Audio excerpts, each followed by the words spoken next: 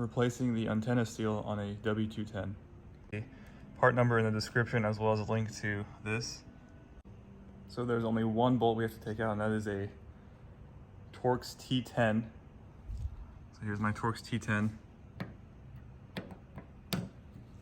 And just comes right out. So here's the bolt removed. And now all we do is pry up and it comes right out. All right, so we just gotta make sure the seal on the inside is not there, and we'll take this gasket out. It's very hard, so just take it out. And now we're ready for the new stuff. So here is the new seal, there's the old seal, and what's left of the antenna seal. So first thing is we'll insert this into the hole. So we'll have to use some lubrication and get it through. So I ended up using some Mobil 1 synthetic grease.